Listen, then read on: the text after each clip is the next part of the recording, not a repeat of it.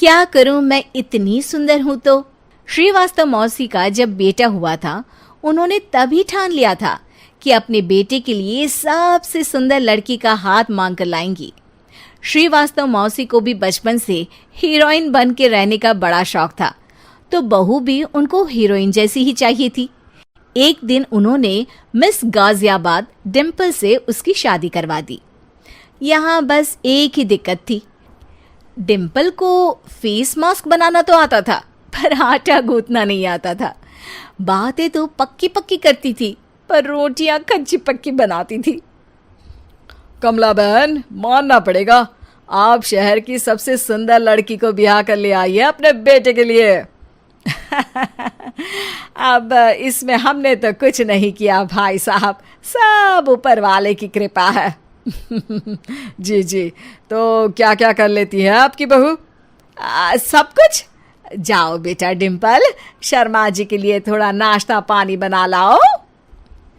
डिम्पल नजदीक जाकर श्रीवास्तव मौसी के कान में फुसफुसाती है।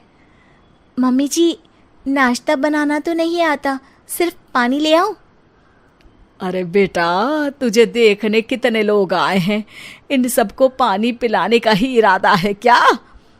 सुंदर हूँ इसलिए देखने आए हैं।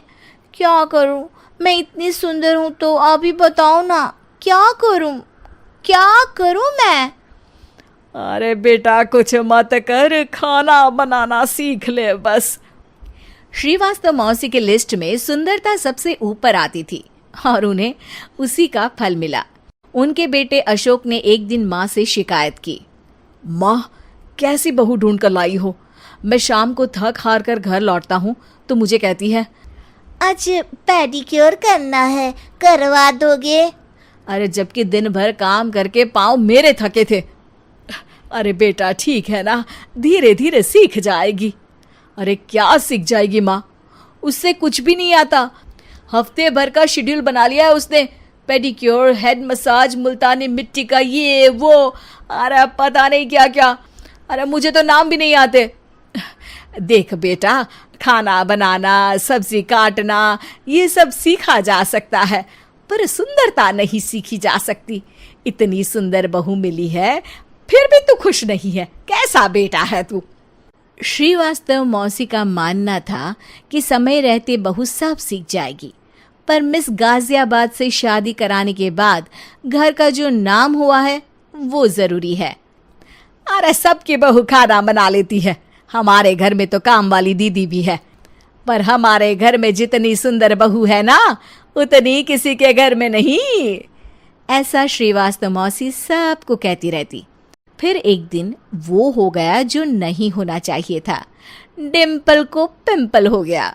डिम्पल घर में छुपी बैठी थी, पर ऐसी खबर छिपती कहाँ है।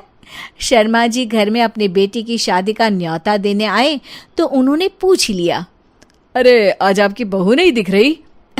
हाँ, वो ना थोड़ा काम में बिजी है, आती ही होगी। और इतने में डिम्पल सही में किसी काम से वहां आ जाती है। बस शर्मा जी की नजर पड़ जाती है डिम्पल के पिंपल पर, जो उन्हें चांद पे दाग जैसा लगता है। पूरे शहर में बात फैल जाती है कि डिम्पल को पिंपल हो गया है। ये दिक्कत काफी गंभीर थी और श्रीवास्तव मौसी को पता था कि अगर ऐसा चलता रहा तो उन्होंने जो हासिल किया था सब मिट्टी में मिल जाएगा। उन्होंने फट से डिम्पल को अपने कमरे में बुलाया। अरे बेटा, शर्मा जी के बेटे की शादी 1 हफ्ते में ही है, हमें उससे पहले ही तुझे वापस सुंदर बनाना पड़ेगा। तू बता, तुझे मेकअप के लिए क्या क्या चाहिए? डिम्पल की दी गई लिस्ट का सामान श्रीवास्तव मौसी शाम को ही ले आती है और उसके बाद शुरू होता है डिम्पल का मेकओवर। 1 हफ्ते में सारे क्रीम्स पाउडर टेस्ट हो चुके हैं और डिम्पल और श्रीवास्तव मौसी रेडी हो जाते हैं शर्मा जी के बेटे की शादी के लिए। शादी के दिन डिम्पल बहुत सुंदर लग रही थी। श्रीवास्तव मौसी को उम्मीद थी कि बस अब तो हर जगह वो और डिम्पल ही छाए रहेंगे, चाहे शादी किसी की भी हो। पर जब वो शादी में पहुंचते हैं तो उन्हें बाहर शर्मा जी लोगों का स्वागत करते मिलते हैं। अरे कमला जी, सही समय पर आई हैं, आप ही का इंतजार था।